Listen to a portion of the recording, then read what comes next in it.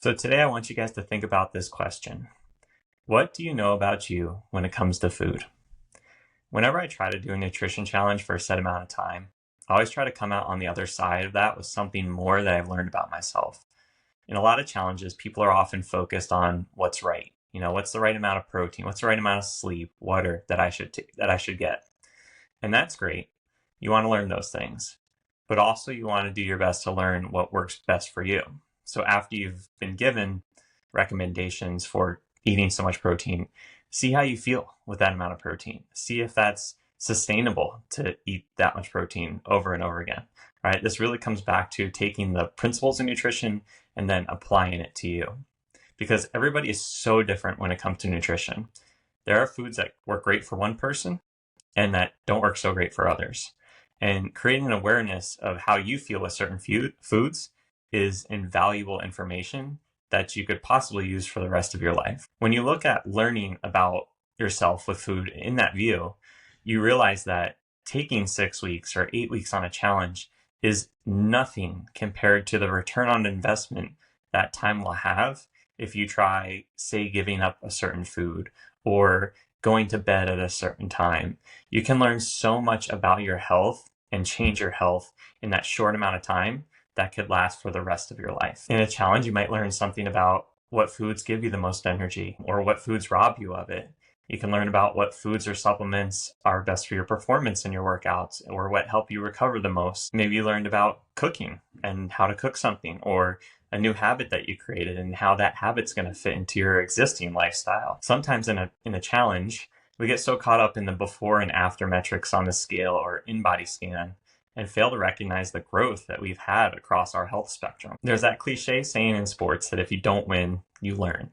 And I think the same thing applies to your health. You never lose the game of health until you quit playing and you pass away. But until then, you're taking the learnings instead of the losses, and you're taking every failure to decide what you'll do differently in the future. Sometimes it can be a little tricky to pinpoint what worked well for you in a challenge. Maybe you changed 5 different things and aren't really sure which one actually works so great. And with time, some of those habits will fade away. Some of those foods that you avoided will be reintroduced. It's really important to keep that awareness as you keep going so that you keep learning through this process and don't let that learning stop. I remember when I played video games as a kid. I'm really dating myself here, but I loved playing Nintendo and later Sega on the weekends. It was always interesting to learn about the characters in the game that you controlled, and you got to find out their strengths and their weaknesses.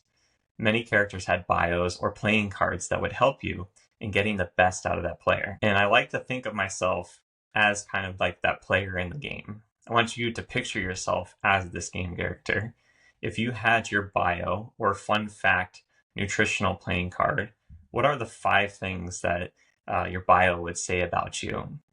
What are the 5 things that you know about you when it comes to food and lifestyle? I'll share some with you from my personal experience to hopefully help you discover yours. I did not find my fun facts in a simple 6-week challenge, but rather had forced awareness created when I was having health issues in my early 20s.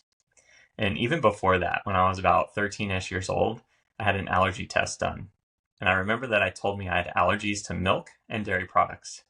I didn't like a lot of foods back then, and milk, yogurt, ice cream were some of the few things that I liked. So needless to say, I didn't really listen to the advice. It was also about this time that I started getting really bad acne.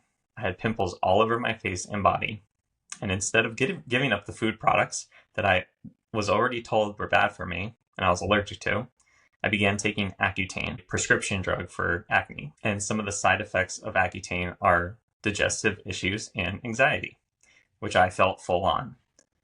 Even when I stopped taking Accutane, my acne and digestive issues continued to worsen. I kept drinking milk, started drinking beer, and ate a lot of Subway because apparently it was really healthy back then. And in college, I developed really bad digestive issues to where I couldn't go out to eat freely and not worry about the consequence and following bathroom visits. I had to take heartburn pills every other day to keep my heartburn in a manageable state. Sometimes my heartburn would get so bad it would stop me in the middle of a run because it burned so bad. A few years after college, I was introduced to the paleo diet by my brother Andrew. He had thinned out from doing the diet, and I wanted to give it a try to see similar aesthetic goals. And I didn't realize that giving up dairy and bread products would completely transform my health. And all it took was 30 days of a paleo diet to realize how much pain I was unnecessarily living with. And this is not a promotion of the paleo diet. This is a promotion for self-experimentation and awareness. A short span of changing just a few things can create a lifetime of healthy results for you, as it did for me. And when that worked for me, I started to dive into every paleo diet resource I could find. I thought this was somewhat of a magic pill in dieting, but in all the things I learned about that diet and the evolution of our nutrition, it was my personal education of me that was the most important. I learned more about myself in a few months than I had in the decades before. Like those video game characters, I can now put my facts onto a card that I've learned about myself. And some of my facts would read like this. I've dealt with heartburn for over 2 decades now, and I know it comes back whenever I eat too much sugar, gluten, or enriched wheat flour containing foods and dairy products. I've also noticed that whenever I drink caffeinated beverages or have too much alcohol, I get really bad feelings of anxiety as I come down from those highs. This is why I never do coffee or caffeine, and only drink alcohol very moderately and occasionally. I've been taking protein supplements since I've been a teenager, and I've learned that certain whey protein powders make me feel great, while others make me feel terrible. And it comes down to the quality of the protein powder and really what they put in it, what they add to it. I've learned that not all gluten-free products are created equal, and some of them still give me stomach aches and feelings of bloating. On the positive side, I've learned that my body does really well with fruit, especially in my mornings as kind of a substitute to having coffee and feeling good at my day. So I love having fruit every day before noon. And because I'm always learning, I think something that I've learned most recently in the latest challenge that we've done is when I've tried to sleep more, I feel a lot better. I feel a lot recovered from my workouts. So sleeping at a 7-hour minimum with the goal of 8 hours every night has really helped me feel better, has helped my energy throughout the day. And I feel like just even when I do have alcohol or sugar, my body's just more forgiving because I'm just resting and recovering a lot better. So that now that you've heard my fun fact, nutritional character playing card, I'd love to hear yours, and I'd love for you to discover what's been working well for you. Over the past months, years, decades, what do you know about you when it comes to food? It's my goal to help as many people as possible live life to the fittest. And so many people don't even realize how bad their health is and how good it can get because they've never taken the time to create this personal awareness. I didn't know that milk was giving me heartburn instead of doing my body good. I didn't know that caffeine was giving me feelings of anxiety. You don't know how good your health can be until you learn more about what works best for your body. Wait any longer. Do it now. Take an intake of recent history. Write down everything you feel like you've learned about your body. And think about the things you would like to learn in the future. What habits will you try?